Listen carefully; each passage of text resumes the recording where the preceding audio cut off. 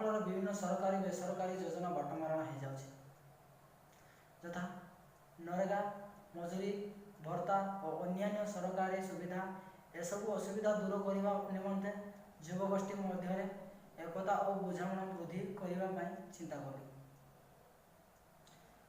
एथिपाई गाँव में बारंबार आलोचना और मीटिंग जनसचेतनता सृष्टि करने सह युवक मानू एकाठी कर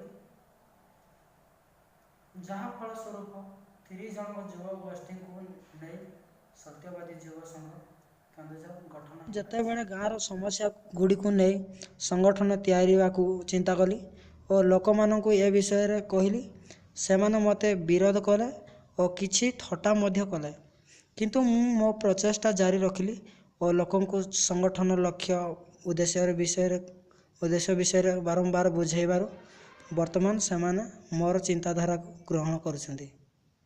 क्लबर प्रथम काम भाव गाँव भत्ता जनित असुविधा को दूर करने निष्पत्ति नहीं कारण आम गाँव में 30 रु ऊर्ध्व वृद्ध असहाय लोक भत्ता पाइबा योग्य थिले मध्य 15 जन एपर्यंत भत्ता पाई नाहंती।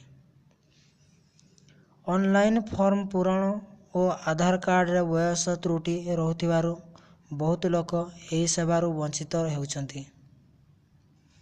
से सबू को लक्ष्य करी आमर क्लबर पिला माने मिसी एक लिस्ट प्रस्तुत करिलु। यहाँ पर भत्ता फॉर्म पूरण करी ऑनलाइन आवेदन करिथिलु और एक सहायिका लिफलेट तैयारी करी लोक मानकु बांटिथिलु। आमे आमर युवक संघ प्रसार पाई बैनर और लिफलेट प्रस्तुत करी मीटिंग और रैली माध्यम रे समस्त को वार्ता पहुँचाइलु। मु आशा करुँची आमर युवक संघ आग को प्रसारित हेबो और आमर चेष्टा रहिबो जेपरि कौन सुविधार कहीं वंचित न रुहतु।